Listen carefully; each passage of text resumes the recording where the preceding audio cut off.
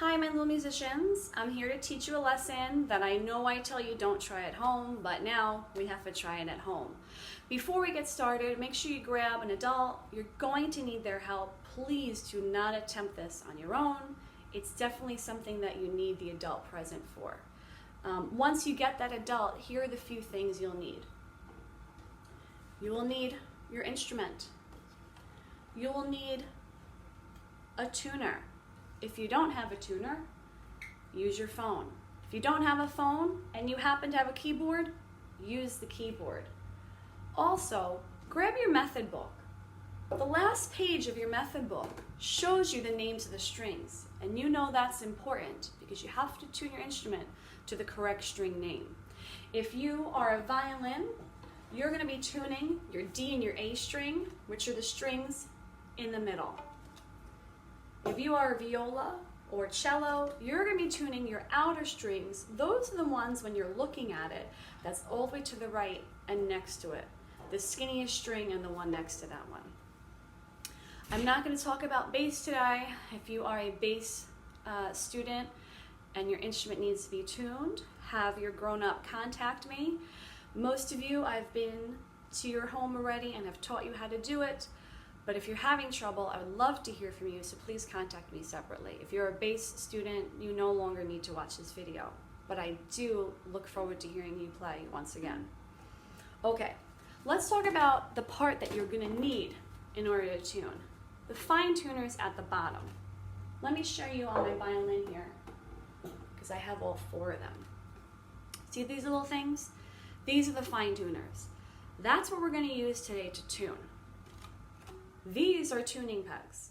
You could tune with these. They're a bit more aggressive of a tuner than the fine tuners, and I'd rather you start with these to see how you do.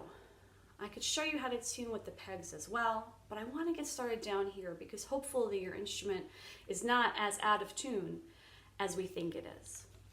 I'm going to start with this violin. If you have a tuner, go ahead and put it on the instrument. If it's a clip-on tuner.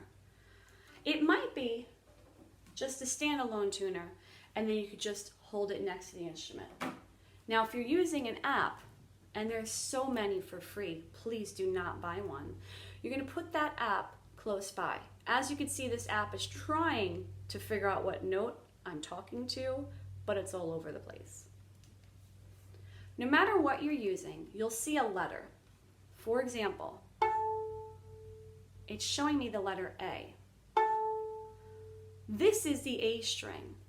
Now, your instrument at home might be registering your A string like a G, or it might be registering it like a B. If you know your musical alphabet, you could figure out where the note is, or where the string is right now compared to the note. For example, if you're plucking your string, and instead of seeing the A there, you're seeing a G, that means you're one note before it, which means your string is loose. If you're plucking your A string and it's showing you a B, that means your string is too tight and you have to loosen it up. It goes in order of the alphabet. A is the first note in the musical alphabet. B, C, D, E, F, G. After that, we go back to A. So if you're seeing a G on your tuner, that means you're just one note away from being back to that A. So the first thing I want you to do is pluck your string. See what letter you get. Now right now my A string is in tune. I could tell because it's showing you those little dashes are right in the middle. That's where we want it to be. But I'm going to take my instrument for a second and I'm going to untune it. Now it's showing me a G. Now I just said that G is one note away. I have loosened up my string too much. If my string is too loose, I have to tighten it. I follow my string down to the fine tuner and I righty-tighty that tuning peg because my string is loose and it needs to be tight. How tight do you say? I would take it a turn at a time and see how it goes. All right, well now I have a letter A, but I'm still not in the middle where I want to be. I'll give it another good turn to the right. And now I'm actually right where I want to be, just a little higher than it needs to be. And I'll show you what I mean. Let's say you tune it too much. And you see that it's going yellow and red. It's showing you yellow and red because red means I made it too tight. And if it's too tight, it has to be loosened. Once again, follow the string down and lefty-loosey. You don't have to do a lot at once. That's why we like the fine tuners. You just go little by little until you get to your A. Okay, I'm on my A. I'm going to go to my D. Now my violin players know that the D is to the left of the A. My D is almost at the middle, but not quite. I need to tighten it up. Now sometimes when you tune another string, it could throw off the first string you tuned, so you do have to go back and check that one. Now grown-ups, it sounds confusing, but you want it to just sound close to a D and an A. Doesn't have to be perfect. So anything close to that D or A. Let's say you don't have a tuner at home, like I'm sure most of us do not. You'll use a cell phone app. Once again, a free one. No need to buy them. There's a ton of them out there. When you use that app, it's going to have letters, just like before. If I were to play my D, it's showing me that I have a D present, but it's not going green. This app goes green when you're in tune. It's showing me that I'm a little too tight. Sorry, a little too loose. So I'm going to tighten my string. Now remember, to tighten your string, you're going to righty-tighty. Now I'm just trying to tune this, and I'll try to hold this up at the same time. Check out that green. Once again, does it have to be perfectly in the middle? No. Just get that D. If you are a viola or a cello player, you know that your A string is your skinniest string and it's all the way to your right side, okay? Let's tune that one right now.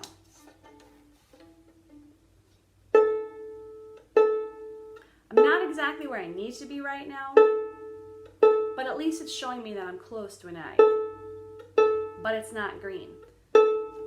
I need to tighten up my string to get to that green.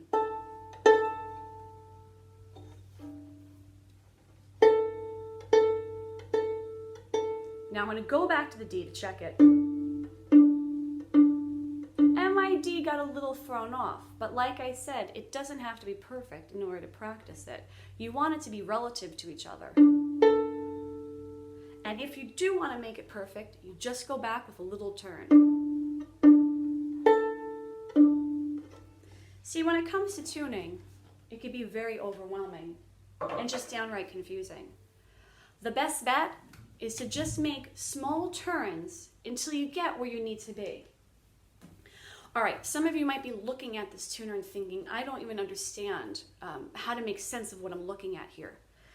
Unfortunately, every tuning app will be a little different, so this will be harder for me to explain. If you have a tuner like this, chances are it'll be colored or it'll just be on a dial.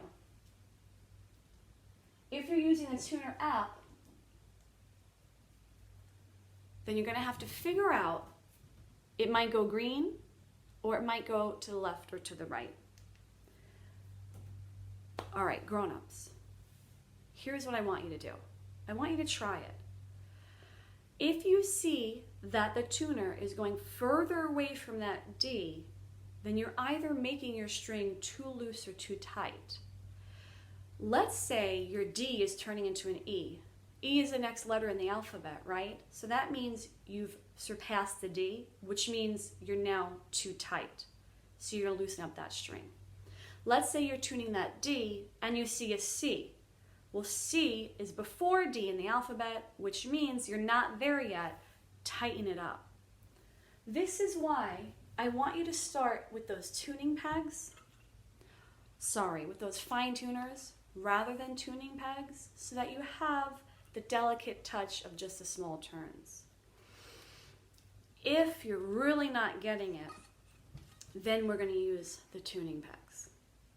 For those of you who need help with the tuning pegs, please contact me so I could show you how to tune using the tuning pegs. I'm not going to show you that in this video. It can make things a bit more confusing.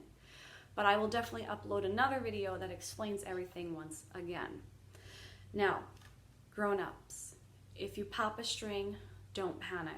If you have an extra one at home, I will show you how to replace it. If you do not, then you're only going to be practicing on the other string. If the bridge pops off, do not glue it. It has to be put back on using the tensions of the string again.